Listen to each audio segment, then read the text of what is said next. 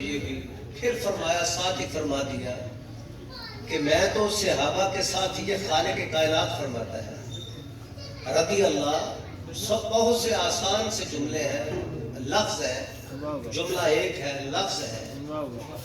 اللہ تعالیٰ راضی ان سے ہے، وَرَضُوا عَنْهُ، یہ مجھ سے راضی ہے اور میں ان سے راضی ہوں۔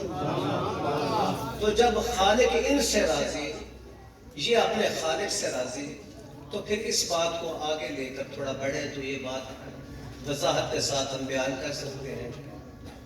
دور حاضرہ میں لوگ کہتے ہیں کہ ہم کس طرح کا دین جو ہے وہ قبول کریں، کدھر جائیں، کیسا دین ہو، اللہ تعالیٰ کیسے راضی ہوتا ہے۔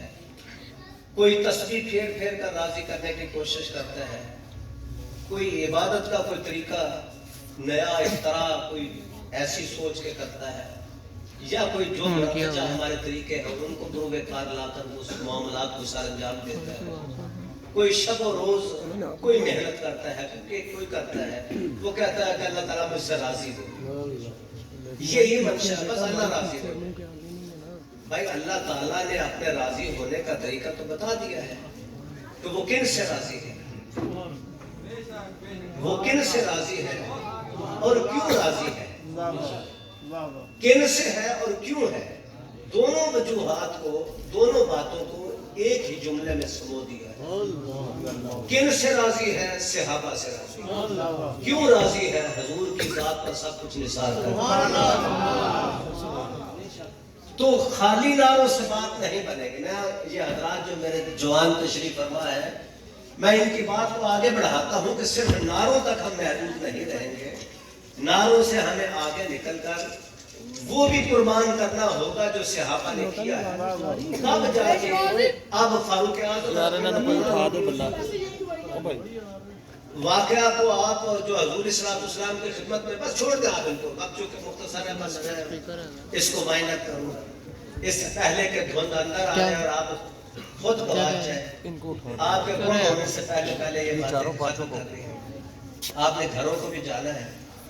تو لہٰذا فاروق اعظم رضی اللہ تعالیٰ عنہ حضور کی بارگاہ میں عرض کرتے ہیں، یا رسول اللہ صلی اللہ علیہ وسلم، معروف حدیث مبارک ہے کہ سب کچھ آپ کے قدموں پر نثار پر اپنی جان میں نے باہر نکال لی ہے، ابھی مجھے زندہ رہنے کی ضرورت ہے اور میں زندگی نثار نہیں کر سکتا وغیرہ وغیرہ، یہی مطلب ہوگا یا اس سے کم۔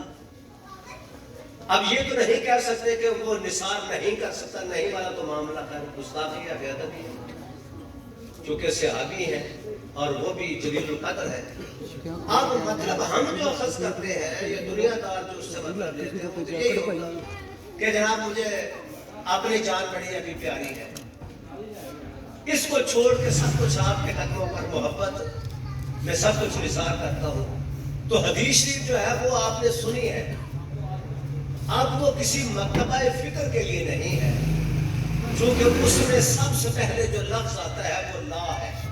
لا یؤمن احدکم حتی اکون احب الیہ من ولدہ ووالدہ والناس اجمعین، وہ لا ہے، کیٹیگوریکلی لا، جس میں کوئی مکتبہ فکر نہیں ہے، کوئی کہے میرے لیے آیا، کوئی کہے میرے لیے آیا، نہیں، کوئی بھی اعلان تکمیل ایمان کر ہی نہیں سکتا کسی بھی مکتبہ فکر سے ہو، any school of thought, anywhere, any time، کوئی بھی یہ اعلان نہیں کر سکتا کہ میں مومن کامل ہوں۔ جب نہیں ہے تو اس سے مراد کیا ہے؟ اب کوئی سینہ تان کے کہہ سکتا کہ میں ہوں؟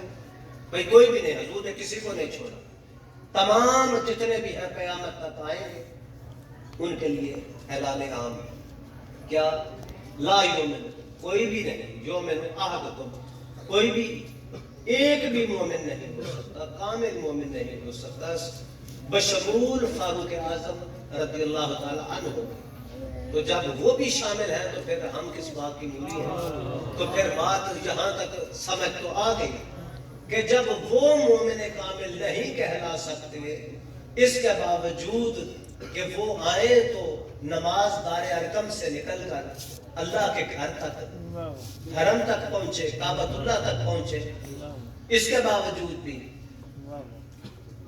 کوئی بھی مومن کامل نہیں ہو سکتا جب تک کہ حضور علیہ السلام پر اپنی جان بھی قربان کرے. سب چیزیں تو شامل ہیں نا, وہ تو انکلوڈڈ ہے. جو ایکسکلوڈ کیا جس کو, وہ جان تھی. تو جب ایوری تھنگ واز انکلوڈڈ تو ایک ہی تھی, ون واز ایکسکلوڈڈ, وہ جان تھی. تو جان کو بھی اس زمرے میں شامل کیا, اس لسٹ اور فہرست میں رکھ دیا. تو قیامت تک کے لیے معیار یہی رہے گا کہ ہم صرف نعروں تک موقوف نہیں رہیں گے کہ ہم صرف نعرے لگا کے گھروں کو چلے جائیں گے. یہ یاد رکھیے, کان کھول کے سن لیجیے, طریقت ہو یا لوگ کہتے ہیں طریقت اور مولویت اور ہے. مولویت نہیں ہے, طریقت ہی مولویت ہے. کوئی مولویت, باقی روٹی پانے کا چکر ہو سکتا ہے, طریقت ہی مولویت ہے. یہی مولویت ہے. جب سب سے بڑا مولوی کہہ رہا مولوی مولانا کیا کہتا ہے, مولوی ہر کس رشد مولا ہے جی, کا غلام شمس تبریزی رشد. وہ شمس تبریزی کا غلام بن کے لیا کیا, مولویت نہیں تھی, وہ طریقت ضروری تھی. وہ طریقت کا اسلوب اور سبق کی سیکھا تھا, تب مولا روم بنے تھے نا. تو بات یہ ہے, یہ مولا روم ہوں یا ہم جیسے چھوٹے موٹے ہوں, تو بات یہ ہے طریقت ہی سب سے سپریم ہے اور سپر ہے, تو لہذا نامینیٹ کرے گی. تو اس لیے عزیزان محترم, نبی مکرم صلی اللہ علیہ وسلم نے اپنا سب کچھ نثار کرنے کا حکم اپنے تمام قیامت تک کے امتیوں کو دے دیا. اب جو نہیں کرتے, امتی تو ہے لیکن مومن کامل نہیں ہے, تکمیل ایمان نہیں ہے. وہ ایک مثال ہے, وہ کہتے ہیں کسی کو 100 رسیاں باندھے اور ایک رسی پھر بھی اس کے بازوؤں کو پیچھے باندھ دے تو وہ آزادی تو نہیں ہوتی. وہ قید میں ایک جیل میں ہوتے ہیں لوگ, پھر وہ آتے ہیں رہائی کے لیے, کدھر آتے ہیں, یہ عدالت میں. تو وہ اس وقت بھی آتے ہیں لیکن اس وقت بھی وہ قیدی ہوتے ہیں, آزاد نہیں ہوتے.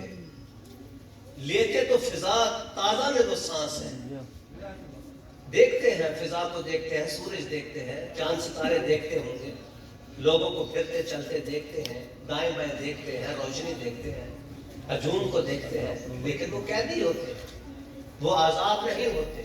لہذا محمد کی غلامی ہے سند آزاد ہونے کی, خدا کے دامن توحید میں آباد ہونے کی. تو لہذا یہ غلامی جو ہے یہ آزادی کی سند ہے. تو جس نے سب کچھ نثار کیا, اب اس کی ایک صحابی کی مثال ہم آپ کے سامنے رکھیں تو دن تو چڑھ سکتا ہے, لیکن یہ مثالیں ان کی ختم نہیں, کیونکہ وہ مثالیں ہی چھوڑ کے رہیں گے. وہ اتنی مثالیں چھوڑ کے گئے کہ خود بے مثال بن گئے. ایسی مثالیں چھوڑ کے گئے کہ خود بے مثال ہو گئے.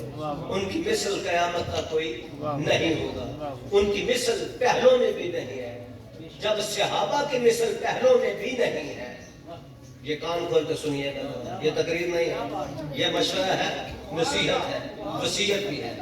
جب صحابہ جیسا پچھلی امتوں میں نہیں ہے, صحابہ جیسا اس امت میں قیامت تک نہیں ہے, تو پھر تم نبی کی مثل کہاں سے لاؤ؟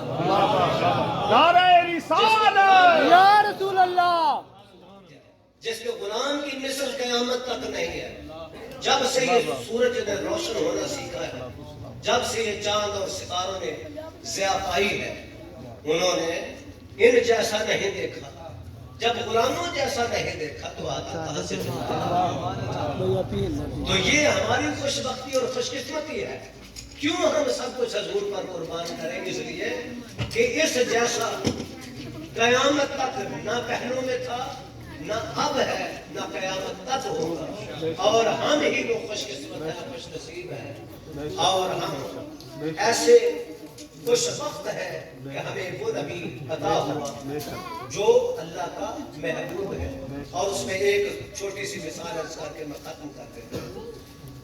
حدیث شریف لمبی ہے لیکن حضور صلی اللہ علیہ وسلم کا آخری جملہ ہے جو نبی مکرم صلی اللہ علیہ وسلم سے انبیاء کے مقامات کو بیان کرنے کے بعد, سننے کے بعد تصدیق و توثیق کرنے کے بعد جو صحابہ نے بیان کیا اس کی تصدیق اور توثیق کر دی، لیکن آخر میں ایک جملہ ارشاد فرمایا کہ الا وانا حبیب اللہ.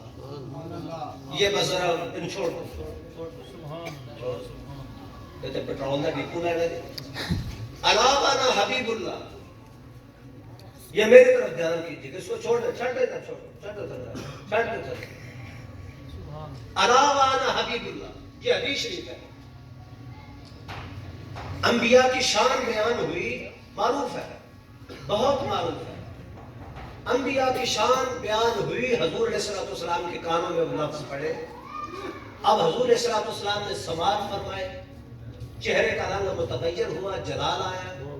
جلال اس بات پہ آیا ہوگا تم انبیاء کی عظمت کو دیکھ کر، ہیبت، ان کی ہیبت کو دیکھ کر، ان کے مقام اور عظمت کو دیکھ کر اس ورطہ حیرت میں پڑ گئے ہو کہ وہ کیسی عظمتوں کے مالک تھے، اور جس نبی کا کلمہ پڑا ہے وہ کیسا ہے یہ نہیں دیکھا. حالانکہ وہ اعلیٰ مانتے تھے، اعلیٰ مانتے تھے، اعلیٰ جانتے تھے، لیکن جو حدیث شریف ہے وہ قیامت تک کے لیے وہ الا وانا حبیب اللہ فرمایا، وہ سب کچھ ویسے ہی تھے میرے صحابہ جو آپ کہہ رہے ہیں. لیکن یہ بات میری غور سے سن لیں اس بات کو کہ الا وانا حبیب اللہ وہ ویسے ہی ہے، ویسے ہی تھے، ویسے ہی ہیں، ویسے ہی رہیں گے قیامت تک جیسا آپ کہہ رہے ہیں. لیکن یاد رکھیں ان میں کوئی بھی اللہ کا حبیب نہیں.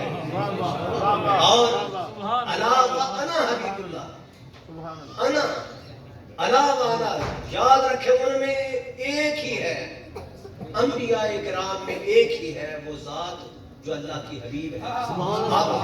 اب جو شان حبیب اور شان محبوب نہیں سمجھتا، نہیں مانتا، نہیں جانتا، نہیں دیکھتا، نہیں پرکھتا، نہیں سوچتا، یہ الا کس لیے آیا ہے؟ یہ خبردار کیوں کیا؟ نبوت کے لیے کیا؟ رسالت کے لیے کیا؟ کس لیے کیا؟ یہ نبوت اور رسالت کے لیے نہیں کیا. جہاں نبی کا ذکر نہیں فرمایا، رسول کا ذکر نہیں فرمایا، یہاں فرمایا الا وانا حبیب اللہ. صحابہ غور سے سنو کہ خبردار میں ہی وہ ہوں جو اللہ کا حبیب ہے، ان میں کوئی اور محبوب نہیں. جب محبوب کی بات ہوگی، اس لیے اہل سنت و جماعت مبارکباد کے مستحق ہے، خوش بخت ہے کہ اللہ نے نبی بھی عطا فرمایا تو وہ جو اپنا محبوب ہے. سمجھ آئی کہ نہیں؟ جب الا کا مطلب الا وانا حبیب اللہ، تو اس کا مطلب یہ نکلے گا کہ جو شان محبوبیت ہے حضور نے بطور خاص اس کی طرف اشارہ فرمایا اور اپنی امت کے کان کھول دیے. کان کھول کے سن لو، صرف نبی کی بات نہ کرنا، صرف نبی تک موقوف نہ رہنا. کٹھے لالن چکل ہے جو تو نہیں تسلیم کرے. الا وانا حبیب اللہ، الا وانا حبیب اللہ. یہ رات سوئیں اور اس بات پہ غور کریں. حضور نے نبوت کو خاص یہاں بیان نہیں کیا، رسالت کو خاص بیان نہیں کیا، منصب نبوت اور رسالت کو بیان نہیں کیا، نماز روزے حج زکات کو بیان نہیں کیا. اب یہاں پہ خاص طور پہ جو صحابہ کو جلال میں آ کر تنبیہ فرما رہے ہیں، وارننگ دے رہے ہیں، جس کو پنجابی میں کہتے ہیں، اردو میں کہتے ہیں، سادہ لفظ میں کان کھول کے سن لیں. میں کیا ہوں؟ میں محبوب ہوں. تو پھر میں آپ سے پوچھتا ہوں، نعرے لگانے والے اور نعروں کا جواب ہم سب دینے والے، کیا ہم نے حبیب مانا؟ حضور تو منوا رہے ہیں کہ مانو مجھے، کان کھول کے سنو. تو کیا کان کھولے ہیں؟ وہ صرف داتاری اجمیری نہیں کھولے. بولے کہ نہیں؟ خبر روشن ہے. بس جس نے حبیب مانا، حبیب جانا، اس کی قبر بھی روشن ہے، اس کا حشر بھی روشن ہے، اس کی یہ زندگی بھی روشن ہے. لہم البشریٰ فی الحیات الدنیا والآخرہ، دوسروں کے لیے نہیں ہے. ٹھیک ہے؟ اس لیے عزیزان محترم، یہاں حضور کی محبت کی خاص بات یہ ہے کہ بطور محبوب نبی مانا جائے، بطور آخری نبی مانا جائے. جس طرح یہ ختم نبوت کی بات ہو رہی تھی، تو ختم نبوت میں اب کون سا نبی مانیں گے؟ صرف نبی مانیں گے کہ محبوب نہیں نبی مانیں گے؟ بس قیامت تک، قیامت سے پہلے بھی حضور ہی محبوب، آنے سے پہلے بھی حضور ہی محبوب، آنے کے بعد بھی حضور ہی محبوب، اس دنیا سے تشریف لے جانے کے بعد حضور ہی محبوب، حشر میں اٹھیں گے تو بھی حضور ہی محبوب، جب کچھ نہ تھا عالم ارواح کی بات کر رہے تھے تو اس وقت بھی حضور ہی محبوب، حضور کا اول بھی محبوب، حضور کا آخر بھی محبوب، درمیان میں تم کہاں سے اور کوئی باتیں لے چلے؟ اب یہ ہے کہ جب محبوب نبی ملے تو پھر مسجد میں نماز پڑھنے کسی اور کو بھیج دیں اپنے حصے کا، زکوٰۃ کوئی اور دے، فطرانے اور دے، عشر کوئی اور دے، دین کی خدمت اور کرے، ہمسائے کی خدمت کوئی اور کرے، ادرک 1000 روپے کلو ہم کریں، لوگ بھوکے مر جائیں ہم صرف کھائیں، یہ بھی تو مسلمان ہیں۔ کیا حکومتیں سب بری ہوتی ہیں تو کیا عوام کبھی بری نہیں ہوتی؟ کبھی عوام نے بھی سوچا ہے کہ آپ ہندو ہو، مسلمان ہو، کیا ہو؟ کلمہ آپ نے کسی حکومت کے بندے کا پڑھا ہے یا سرکار کا پڑھا ہے؟ شریعت کس کی مانتے ہیں؟ جب سرکار کی شریعت ہے تو سرکار کی شریعت یہی کہتی ہے مسلمان بنو، انسان بنو، حیا کرو، خود بھی جیو، لوگوں کو بھی آرام اور چین سے سکون سے جینے دو۔ المسلم من سلم المسلمون من لسانہ ویدہ، وہ کون سا مسلمان ہے؟ یہ ہندوستان سے تو شاید مل جائے، پاکستان میں تو ملنا مشکل ہے۔ ایسا مسلمان کہاں سے لایا؟ المسلم من سلم المسلمون من لسانہ ویدہ، جس کا ہاتھ اور زبان دوسرے مسلمان اس سے محفوظ رہے، وہ ہے مسلمان، اس کی تعریف یہ ہے۔ تو ایسے مسلمان جس کی تعریف خود سرکار دو عالم صلی اللہ علیہ وسلم ارشاد فرما رہے ہیں، تو ایسا مسلمان آپ کہاں سے ڈھونڈیں؟ اسی لیے وہ کہتے ہیں خاصہ خاصان رسول وقت دعا ہے، امت پہ تیری آ کے جب وقت پڑا ہے۔ یہ بس پھر ہم پڑھتے تو ہیں حضرت خواجہ بریلوی کا شعر، تجھے مانا تجھے جانا، نہ رکھا غیر سے کام۔ اگر غیر سے کام نہ رکھا ہوتا تو آج ادرک 1000 روپے کلو نہ ہوتا۔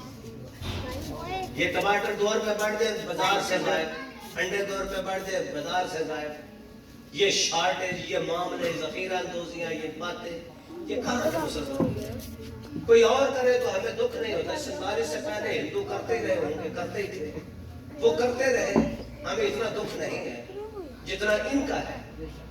بطور مسلمان دوسرے مسلمان کو مارنے پہ تلے ہیں اور چاہتے ہیں کہ بس ہم ہی کھائیں یہ نہ کھائیں۔ جو ایک وقت کی روٹی قربان نہیں کر سکتا وہ آقا پر کیا کیا قربان کرے گا؟ آپ اس اندازہ فرمائیں۔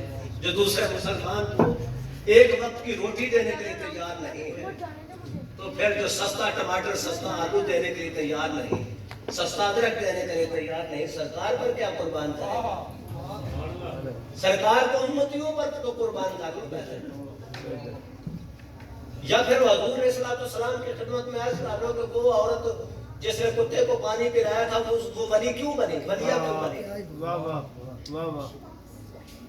یا آپ بھی کوئی اختراع نہیں ڈھونڈ لیتے اس سے؟ یا المسلم من سلم المسلمون من لسانہ ویدہ کی کوئی نئی تعبیر ڈھونڈ لیتے؟ جو تعبیر بھی نہیں ڈھونڈی، ترجمہ بھی وہی، تفسیر بھی وہی، لیکن مسلمانوں تقریر بھی وہی، لیکن عمل کسی اور کا۔ مودی کی داڑھی تو لمبی ہو گئی ہے لیکن مسلمان تیری داڑھی نہیں بڑھی ہے، اس نے تو رکھ لی ہے، پتہ نہیں کس طرح رکھی ہے، لیکن تو نے نہیں رکھی۔ اور حضور کے عالم شاید اصل آخری بات حضور فرمایا کرتے تھے کہ سکھ کتنے اچھے ہیں کہ گرو نانک سے محبت کرتے ہیں، اس کو دیکھ کر داڑھی رکھ لی، حالانکہ گرو نانک تو ان کو ملا بھی نہیں، نہ یہ جانتے ہیں نہ یہ پہچانتے ہیں۔ لیکن مسلمان تو کیسا مسلمان ہے؟ حضور علیہ السلام کے چہرے پر، تیرے محبوب کے چہرے پر داڑھی ہے، اور داڑھی جس کو کہے داڑھی رکھے وہ کہتے خارش ہوتی ہے، مجھے تینو جلد میں کوئی بیماری نہیں، جیڑی لاہور سے ساری لیتے دلیاں کھڑتے تینو بالکل تینو سوٹ کر گئی۔ داڑھی رکھے تو ساتھ ہی خارش ہونا شروع، اصل میں نیت اچھی ہے۔ لہذا انما الاعمال بالنیات، اعمال پر ساری آپ کی بنیاد نیت پر ہے۔ تو نیت اچھی ہوگی تو اعمال مقبول ہوگی. اس لیے عزیزان محترم رضی اللہ عنہ و رضوا عنہ تو ایمان لانا ہوگا ان جیسا لائیں گے اور راضی کرنا ہے رب کو تو اس سٹائل اور اس کرائٹیریا میں کریں گے جو اللہ تعالیٰ نے خود ارشاد فرمایا. نیا راستہ ڈھونڈنے کی کوشش نہ کریں. 1.5 اینٹ کی مسجد بنانے سے اللہ راضی نہیں ہوتا. اللہ راضی ہوتا ہے جد اللہ الجماع مین سٹریم میں آئے, مین راستے پہ آئے, مین شاہراہ پہ آئے. ہر بندہ موٹر وے پہ جانا پسند کرتا ہے, مین شاہراہ ہے نا. اسی طرح مین شاہراہ میں کیوں نہیں آتے, بند گلیوں میں کیوں جاتے؟ بند گلیوں سے باہر نکلو, مین شاہراہ پہ ہو جہاں علی حجویری جا رہا ہے, جہاں حسین علی جا رہا ہے, باعزید الاسلامی جا رہا ہے, بہاول حق نقشبندی یہ ملتانی جا رہا ہے, بہاؤالدین یہ ہمارے شہنشاہ نقشبند جا رہے ہیں. تو ان کے حضرت مجدد الفسانی جا رہے ہیں, شاہد آسانی. تو ہم تو وہ راستے کی بات کرتے ہیں. اور مین شاہراہ پہ, مین سڑک پہ آؤ, شاہراہ پہ آؤ. کیوں؟ آسانی کے ساتھ اسموتھ سیلنگ ہے, آسانی کے ساتھ راستہ کٹے گا. کون سا راستہ آسانی کے ساتھ کٹے گا؟ جس راستے میں تکالیف ہے. کون سی؟ ان الشیطان للانسان عدو مبین. جو کھلم کھلا دشمن ہے, جو راستے میں رکاوٹیں اور بیریئرز لگاتا ہے, آپ اس سے آسانی سے اگر بچنا چاہتے ہیں, گزرنا چاہتے ہیں, تو پھر ان کا راستہ اختیار کریں. اللہ تعالیٰ ہمیں ان کے راستے پر چلنے کی توفیق کامل فرمائے اور جیسا مرحوم و مغفور کے درجات بلند فرمائے. اور ہم سب جتنے بھی حاضر ہیں ان کے لیے دعا گو ہیں. اور جملہ بانیان محفل کو مال و جان, کاروبار, اولاد و رزق میں خصوصی برکت پیدا فرمائے. وما علینا الا البلاغ.